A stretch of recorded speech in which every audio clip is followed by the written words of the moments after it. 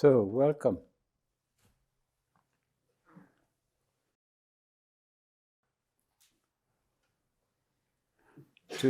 Today I like to begin with a kind of a condensed version what I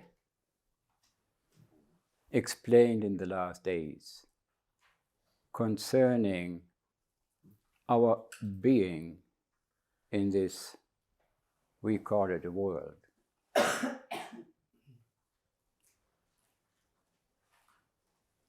We are basically foremost biological systems, a body-mind system.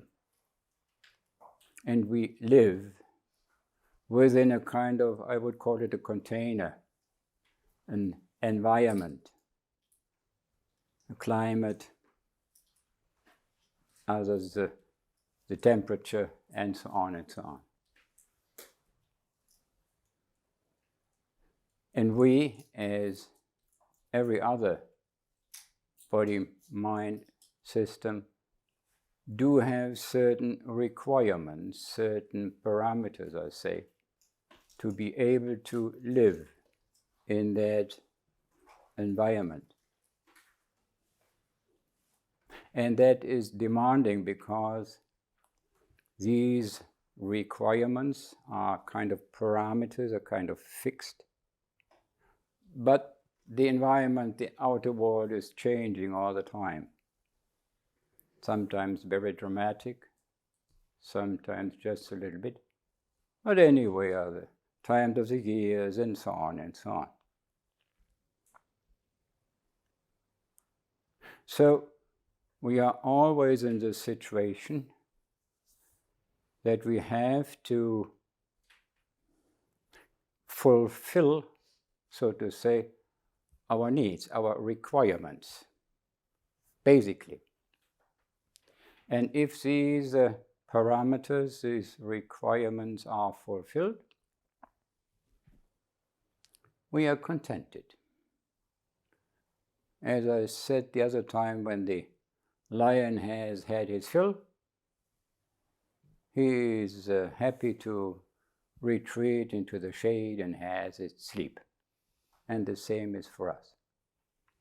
So these requirements, these parameters need to be fulfilled in order to secure that we are alive. Now, as I said, it's constantly changing, the whole thing. It more than we like, they are not fulfilled.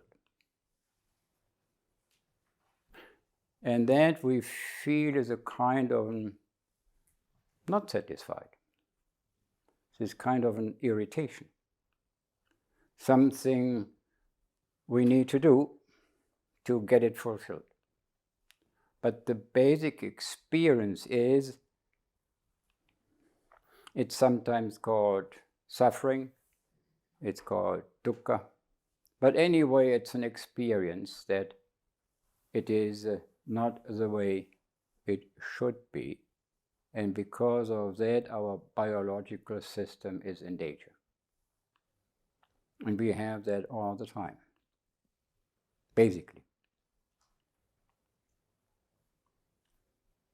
So already here, we need to accept that our feeling contented or happy or whatever is depending on the fulfillment of requirements. Is that clear? So there is no happiness as such.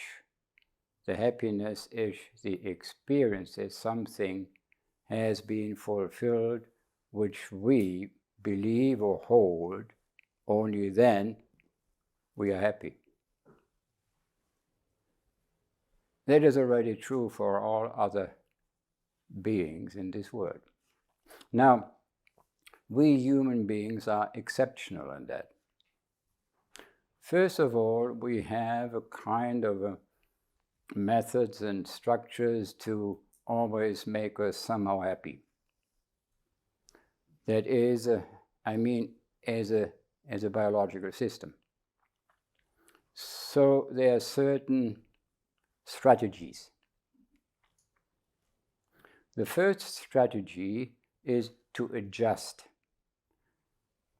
That means to say, well, it's not optimal. It could be better. But, it's okay. That is true for temperature, and it's true for the behavior of your partner. Well, okay, it could be better. But, what to do? And you feel already this kind of, there's not really happiness anymore, but not really unhappy.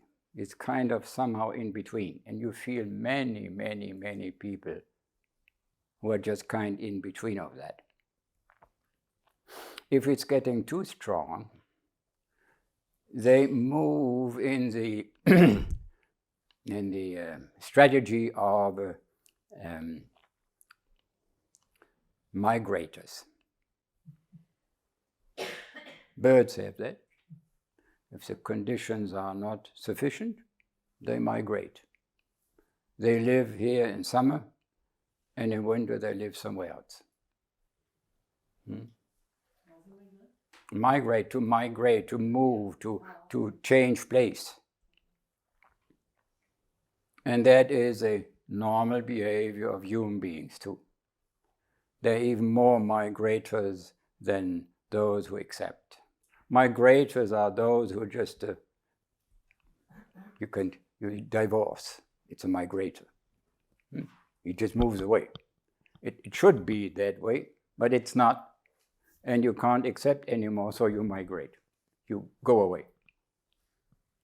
In winter, a normal pensioner in Germany moves either to southern Spain or to Thailand. And when you're a little bit older and you have enough money, you move to Switzerland. That's migrators. And that migrating is a certain strategy. And you will feel and see people in all wakes and lives, they migrate.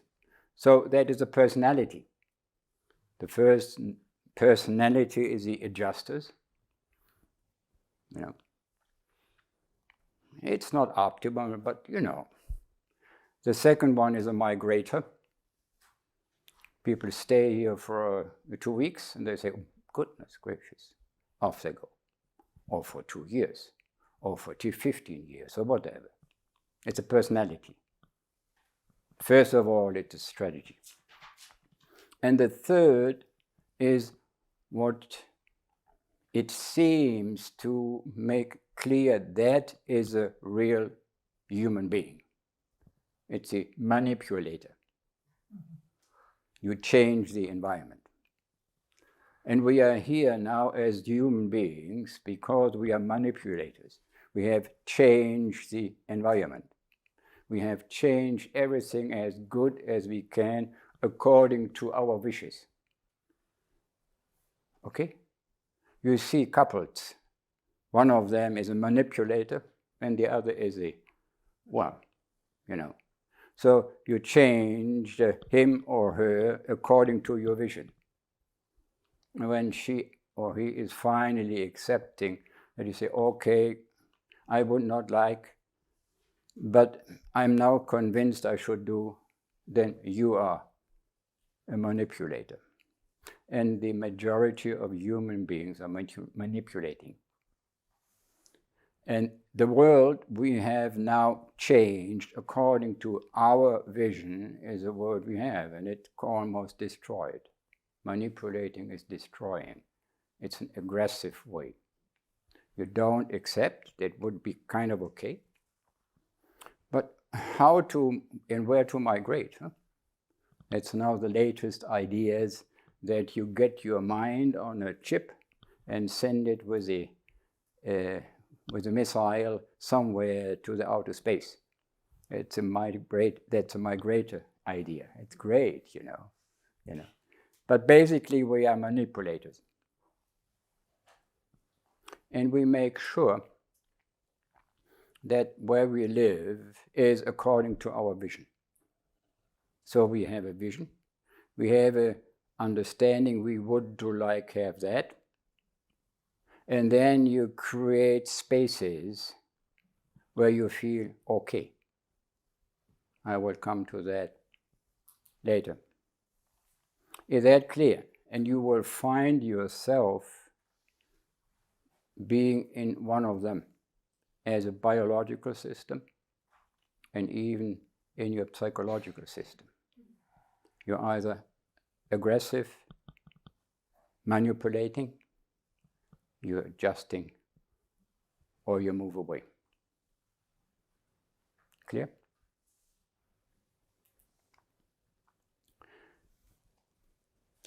Now,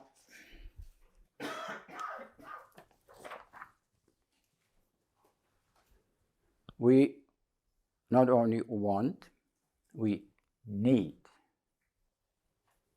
to live so that we can be kind of happy. And as I said, even with these strategies, we are not really secure. There could be something. We manipulate it, but it doesn't work. So still, it's not a sure strategy. So since the very beginning of humankind, people had thought about what to do. What can we do to always be happy?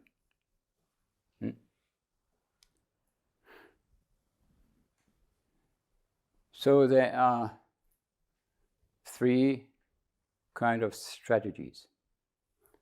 The first I have mentioned already, the manipulating. We make sure the environment we are living is according to our needs. That's a politician.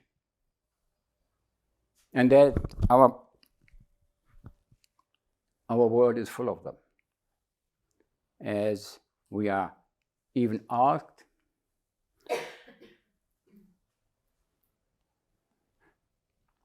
to manipulate this world, to have it, to do whatever you need to do.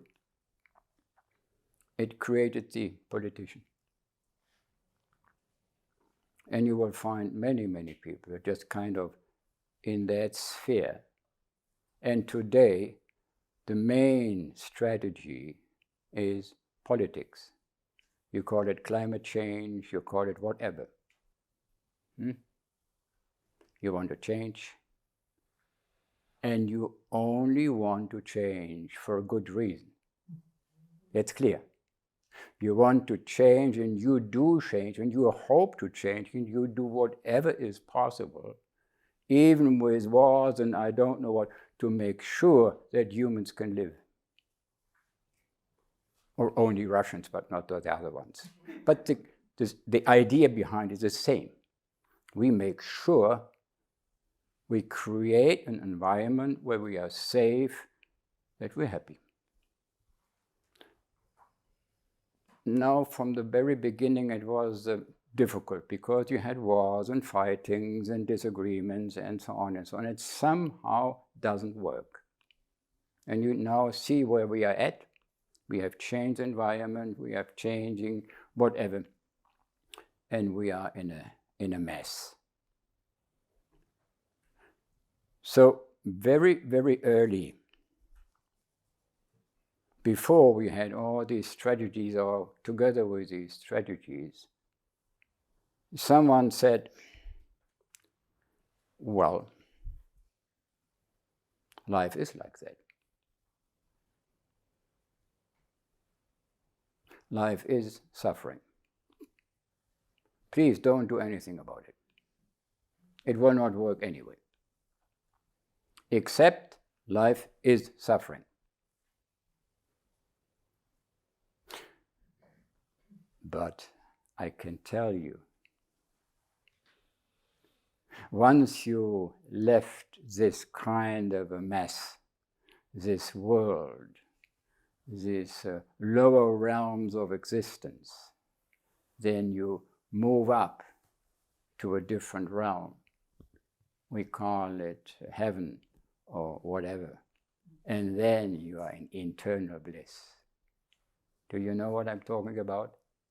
It's called religions. The first is a politics. The second is a religion. You're getting the hope and the promise, provided you behave in a certain way. Otherwise, you don't get a ticket.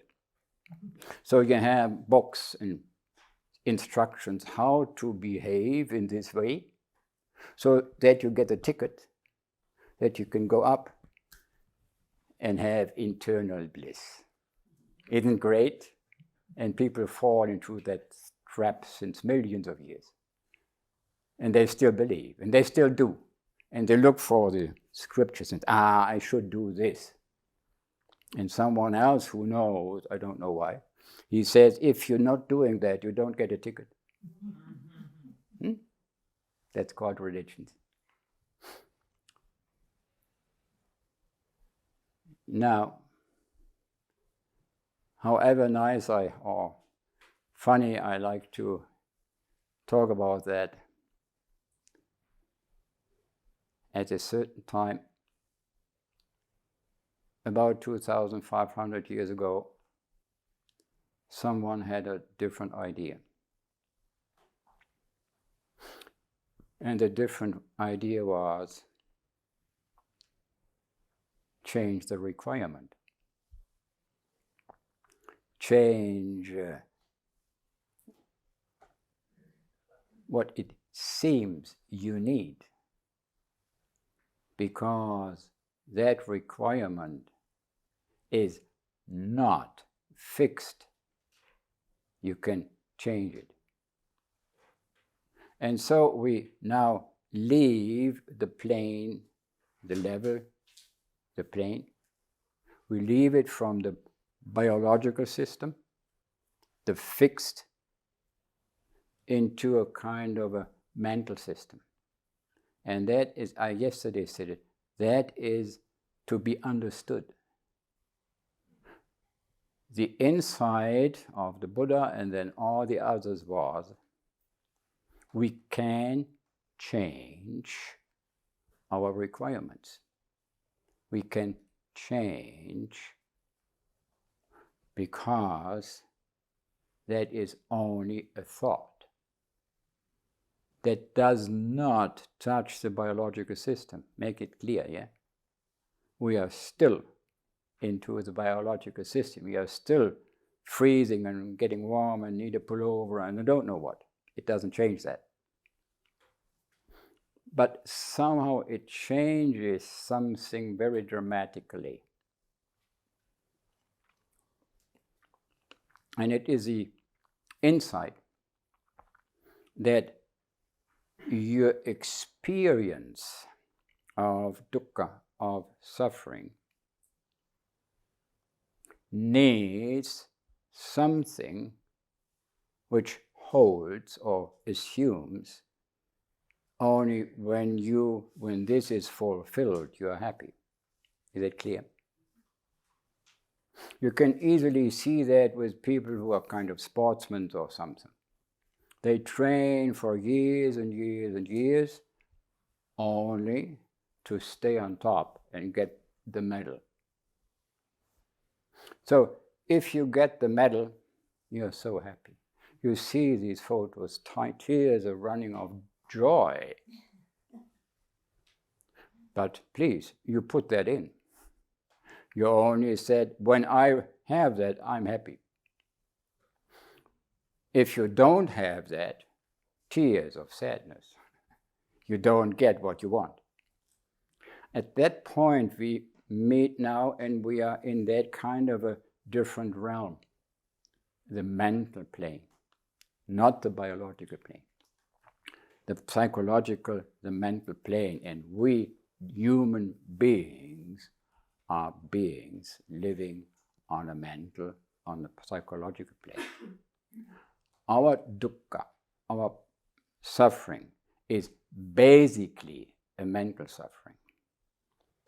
It's few, because we have done a lot, of biological suffering. We are warm enough, we are rich enough, and so on and so on. So the politicians have done a good work. And we all have done a good work. Technical intelligence. You know, I belong to a long, long ancestors' line of engineers. And when everything is happening, ask Karl, he knows what to do and to fix it. And then we're all happy. Done. And I'm too. And I'm happy. You know. But this does not touch the psychological, mental realm.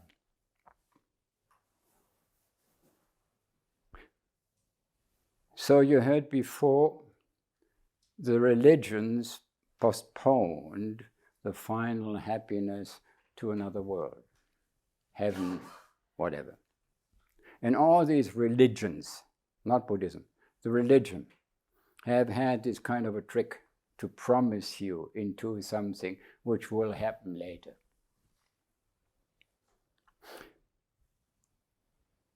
And it's very, very difficult, and I know it is so difficult that we talk about a different plane.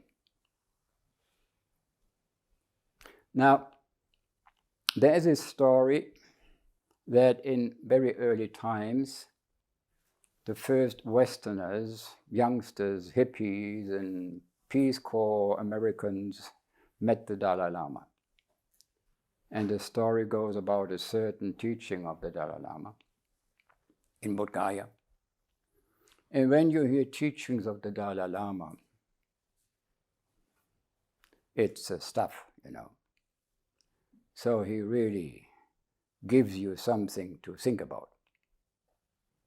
Now these people sat there, these Americans, and finally when the Dalai Lama finished, he moved himself up and said, "Your Holiness, I have a question. Can you please sum up the whole thing you said before and tell us what is Buddhism?" Typical American. And good. He didn't understand a single word what the Dalai Lama was saying, not because of language, but because it didn't come. So please, sum it up. And the Dalai Lama, he kind of, you know, he always laughs like that when he's kind of confronted. And then said, well, very simple. To be happy, always. Do you see a different one? It's not postponed. It's not saying to change. He just simply threw it in and said, to be happy always. That's why we're here. What means always, and it does not mean independent of the circumstances or the requirements or whatsoever. It just simply says you don't have them. You don't have them. You don't have expectations, you don't have wishes, you don't have anything to against, and so on and so on. Can you imagine that? It does not to the biological sphere. It's clear. And as we only can live in that, it's kind of far out. It's just too much. And it takes quite a while to somehow get the point. What are these people, these Dalai Lamas and Arhats and so on, talking about? They're talking about something totally different. And they have realized something totally different than us. So we are still in this biological sphere. And we kind of slowly move into that, in that different realm. So the first thing which has been done since now thousands of years we make sure that this mental structure, these content, these wishes and hopes and assumptions and so on, kind of reduced. Slowly, slowly reduced. You're not getting happy, but there are times when it's reduced in a way that you can say, oh, that's great. Now I'm it's okay. So all those who have gone into that plane, in that practice of finding out to be happy always, started with reducing the chaos and structures and wishes and hopes in that mind. That's called monasteries. I remember one of the main Chinese who then said, I really didn't want to become a monk. But that's the best environment for all that. That's all. And so what we need to do and to understand in our daily life, to work on that kind of a structure, to get it flattened, to get it harmonized, to get it somehow a little bit out of its dense conditioning. And that is one of the approaches of time. In the beginning, at least, in the beginning when we came, he always said, you need to live in harmony with your parents and your country and so on and so on. That's it. If that is something which is in the back, you cannot walk. You can never come to that experience of satisfied, of harmony, of contentment, because something is always moving in the back. And see, he gave a lot of instructions, but not to our life. Sure, he's living in a monastery. So we have to find out, every one of you has to find out, what life do you live and how much you support with your life a kind of reducing, a harmonizing, a growing of contentment. Is that clear? If you have all these kind of ideas and you are kind of an Apple fan and you wait constantly to have the next new gadgets, you will never come to that. You will never grow in your psychological, mental sphere. Never ever.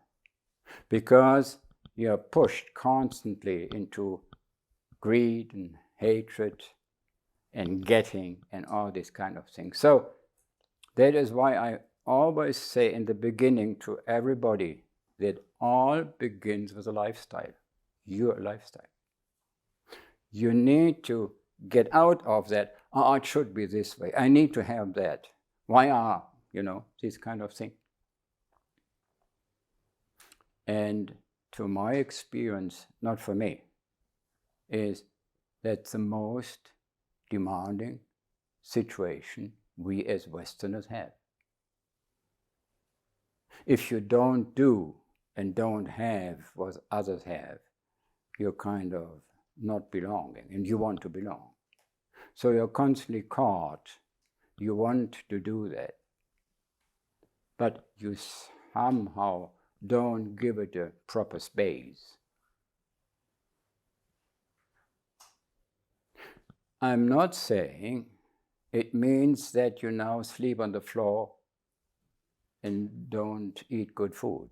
I don't say that. I just said, and that it's misunderstood. I just said, watch your mind. When you can't go to bed and sleep contented, you're wrong. You do something wrong. You something take into their times where you need rest.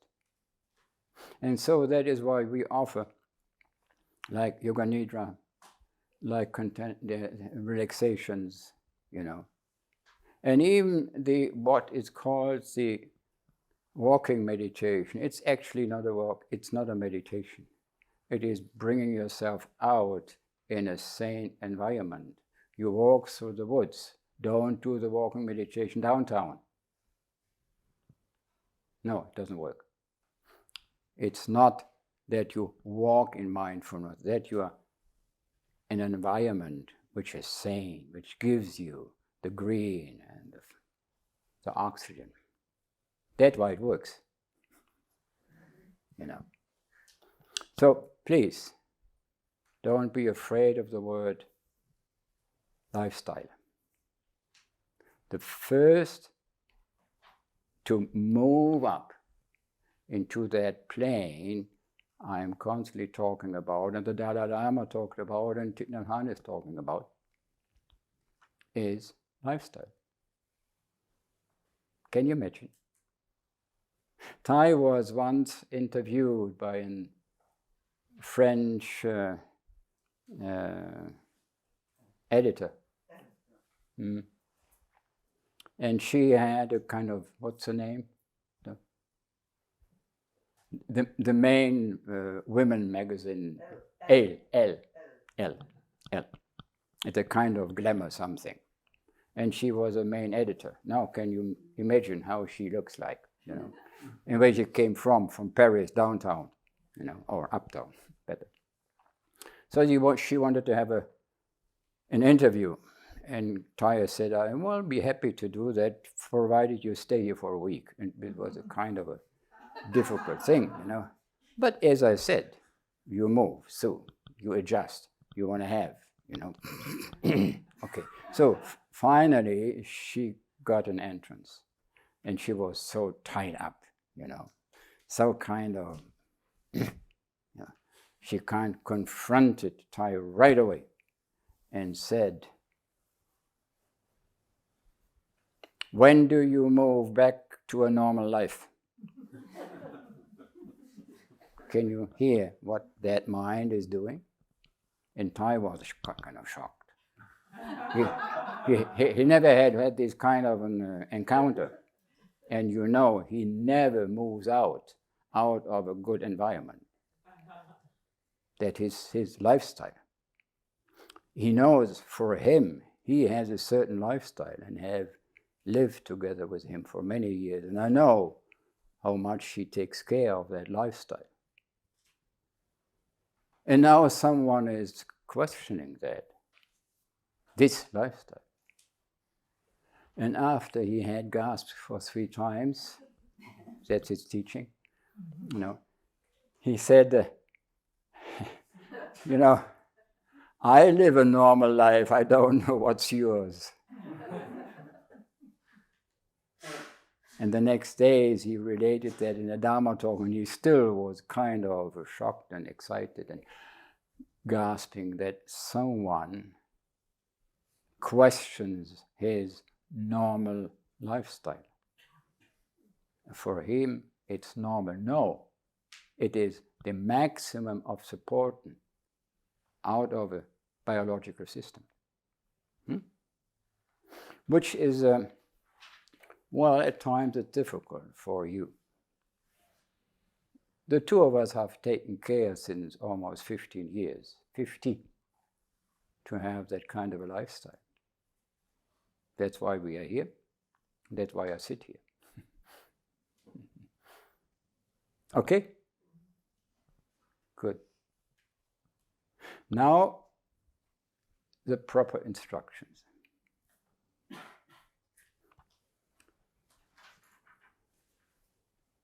The mental sphere is a kind of a psychological, difficult construction, filled of wishes and wants and so on and so on and so on. And now, one of the approaches, and only one, and it's called the Zen approach. And in that respect, Thai is a Zen. He is not a Japanese. but he rightly is called a Zen teacher. So he himself called himself a dhyana master. And dhyana is the original term for meditation. So what you do is you have these instructions to get out of that conditioned mind. But you don't get out of that. You just experience a mind, a mental possibility, so to say, which is not experience conditioning. So please do understand, it's not a migration system. It's not something you move. Now I'm out of conditioned mind. No. I didn't say that. Nobody says that. If you really look up carefully, it is you. And you hear a lot of teachings. The underground, so to say, of that whole mental structure is a non-structure. I've talked about that yesterday. So we are not moving from this mind into the next mind. We are kind of moving into the general energy which generates that kind of a chaos. I don't know. Now I need to say, I hope you understand what I'm talking about. Yeah? Be very careful. We are not moving out of conditioning into the non-conditioning. That is an understanding of a biological mind. We are kind of reducing, so to say, all this chaos into its ground. That's why it uses the word true nature. That's why it's called Rigpa, and bare attention, bare consciousness, and so on and so on. It's not a different what, it's just a kind of coming back. Okay? And it's easy. It's just easy. We as human beings are born with that. You don't see any fox or cow or sitting on the meadow and meditating. They don't know. We do have the options, the opportunities, the seed of moving into its ground. Only we have that. And it's very easy. The original first meditation instructions just simply said, it's called shamatha, stilling the mind, bringing the mind into kind of a contented atmosphere. You have an object, but this object is not one which raises survival mode. That's more important. It's very important to understand that what we normally do, as all beings do, we are able, and it is necessary, that we focus our attention on something. And you can see that, and you can experience that when you go through the supermarket or whatever. You bring your attention to that. That's the yogurt I want to have. So attention is, for most of beings, kind of natural. And that is what we do too. Most of the time, most of the day, you bring your attention to something you want to have, you want to see, which raises your interest, and so on and so on. What is generally connected to your survival mode, to your wishes, and so on and so on. If this is so. So the first move out of that was you bring attention to something which does not trigger that mind. Is that clear? That is a misunderstanding when people sit there. Now, I'm watching my mind. It's not long enough. Or should it be called? Oh. And then you get all these instruction of yoga and what you do with your breath and all these kind of things, you know. The Buddha was very clear when he described that. Whether you breathe in long or whether you breathe in short, it's not the point. So the breath is not important. Important, so to say, is your attention. You're bringing your mind onto an object. And this object needs to be something which does not trigger your survival mode. It's very difficult. People do have this kind of, when I start bringing my attention to the brain, I don't feel right. Then please take another one. And it might be that you are not able to find an object which does not raise your survival mode. Then you need to stay in a monastery long enough that you get the knack, so to say.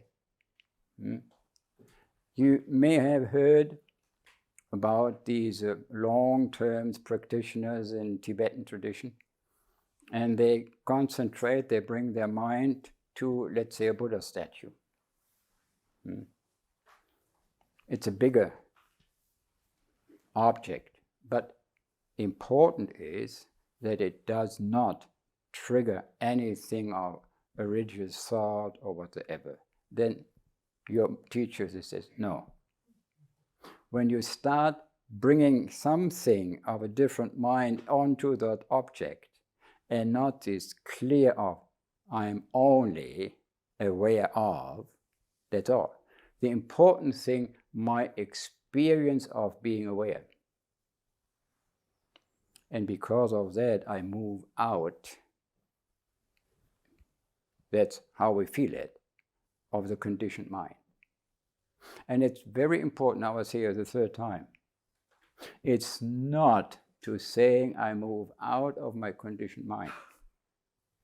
And it is kind of related, and it even says, well, if you concentrate yourself, you leave the conditioned mind behind you. No. Please, that is a misinterpretation. Or we misinterpret that because we don't think otherwise. We cannot think otherwise. So you need all these teachings of the primordial ground, of the true nature, and so on and so on. And Prajnaparamita, and so on and so on. It's so important that it brings into your understanding, yes, there is a kind of an empty mind. And you hear all these cautiousness and these remarks by the Dalai Lama, though he always runs around and say, well, yeah, sure, happiness, and then he tours the universe and says, you need to be happy, and we tell you how to be happy. But you feel already now it's a different thing. He just takes the ground to be happy. So far, and again, so far, we are only happy when something is fulfilled. You might not really realize that. And it may be a shock for some of you saying, well, I am happy. No, you're not. There is no happiness as such. Not in our understanding, in our mind. There is not happiness jumping off the fence and saying, here, nothing of that. Happiness is always the result of something is fulfilled. And just unhappiness, and I have made it very clear in these days, dukkha, is nothing else than this is not fulfilled. It should not be that way. That's all. And if it's not that way, the result is dukkha. Dukkha is not something part of our life. It's part of a relationship. And it's very important. And when you hear teachings, old Buddhist teachings, they tell you it's dukkha is because life is changing. No, it's not. Your relationship is questioned. The relationship to a situation. And your relationship is always on our normal biological plane, coming from an input, coming from a wish, coming from a hope, a belief, and so on and so on. This whole structure, yes, it is conditioned. But we cannot get out of that conditioning by itself. Now, because, and Thai is very, very clear about it, you cannot get that conditioning, that part, it should be not that way, into, well, okay, it's okay, it should be. Then you just only move from this side to that side. We are always both. We are always both with that mind. We have this whole structure of I want this, I want that, it should not be, it should that, and so on and so on. So our path, the path of Buddhism, is totally different. And the beginning of that is bringing, experiencing, discovering a different mental plane, mental realization. Rigpa, pure consciousness, true nature, and so on. So it takes, well, practice. And that is what meditation is for. The Dalai Lama always says meditation is not to sit there and don't have thoughts. You stay in your old mind. Oh, now I'm really I achieved. And then people come and say, well, today I really didn't have a good meditation. You hear the achievement, you hear the goal, you hear the wish, and people fall into the trap for thousands and pay a lot of money of it to sit there and have no thoughts. You remain the same. Not to have thoughts, out of that gaining mind, you are not moving into that mental plane we are talking about. I hope it's clear. Again, the Dalai Lama constantly says, if you understand meditation as calming your mind, you're not meditating. You're entertaining yourself. And you hear that so often that people then afterwards judge how the meditation was.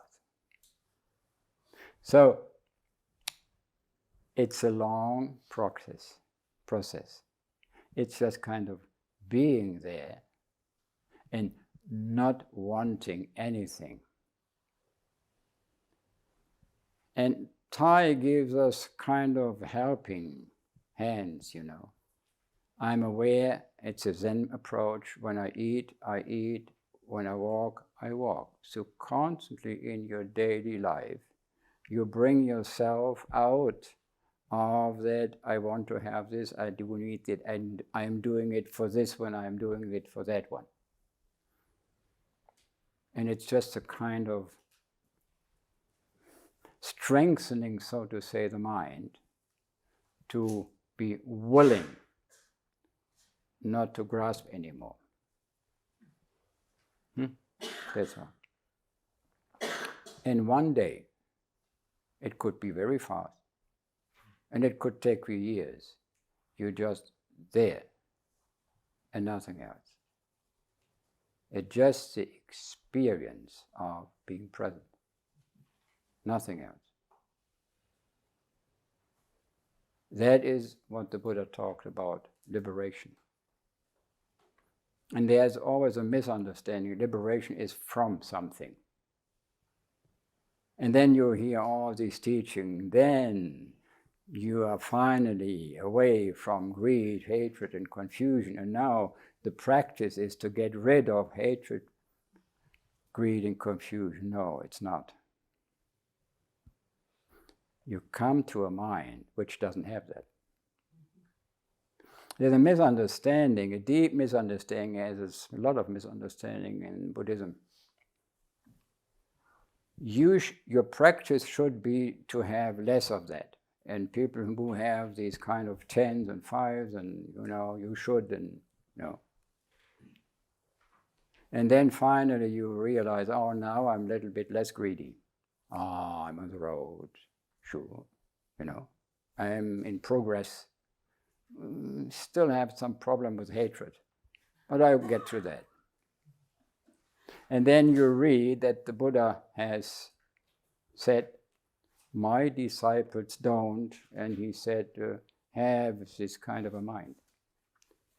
And the other day I said, as we revert that kind of things, we said, well, the Buddha said we first need to take off and then we are here. He didn't say that. It was a statement about his disciples. They practice and then they don't have that anymore. Is that clear?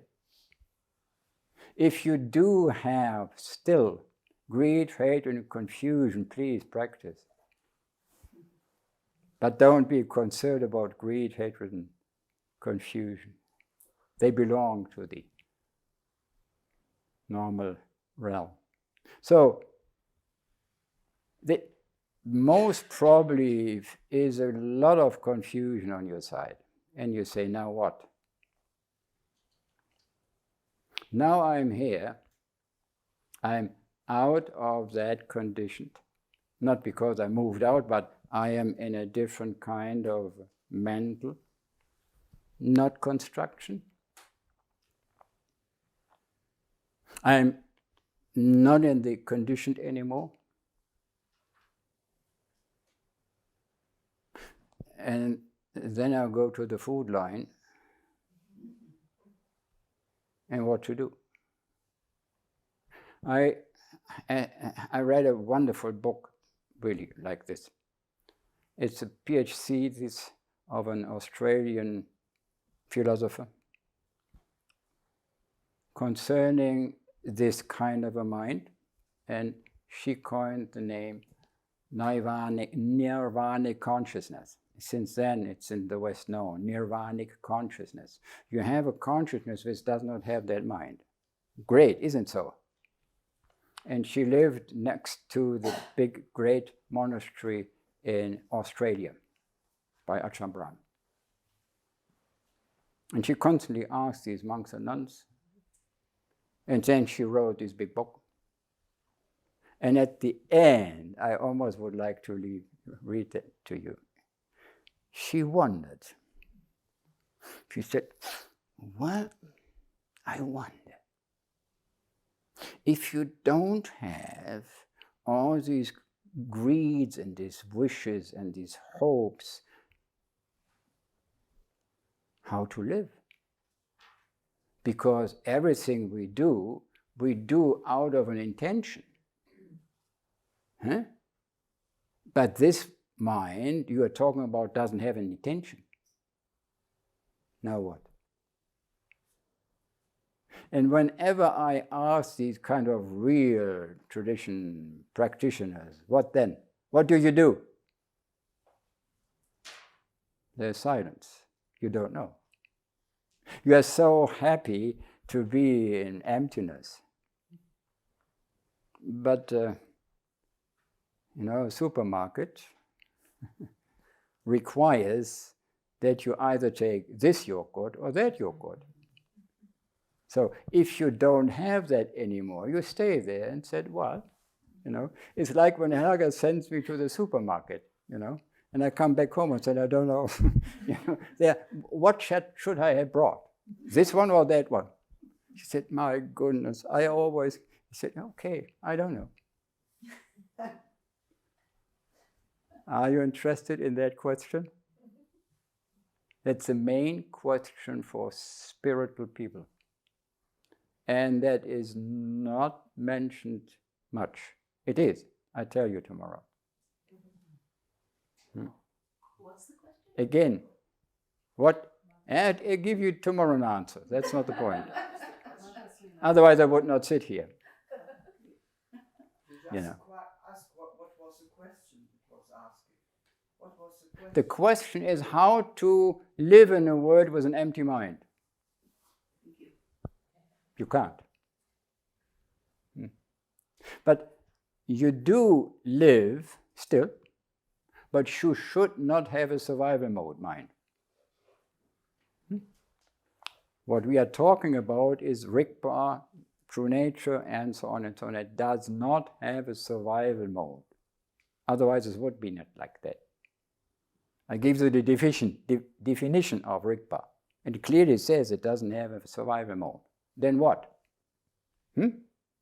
Okay. So don't be afraid. Just do the practice. Bring your mind into a state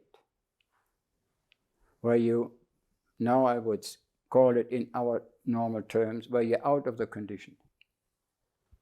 As often as possible. Even when you sit before you have your food.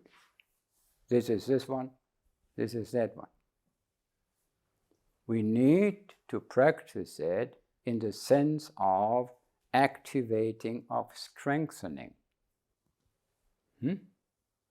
Otherwise, nothing is happening. Just because once in a day you are aware of your food, then what then? What do you do with the rest? Are you aware of whatever? You get tired about that. You need to have a realization, you hear that from teachers and masters, that this is our true nature. And still, and that is why not people are kind of bold enough. What to do? Nobody wants really to live with an empty mind, and that is correct. Deep down in our consciousness, we do know we are living in this world. And we need to act in this world. And we need to act, well, not the way we used to do. That is the practice. That is Buddhism. Okay? You come tomorrow. Thank you for listening.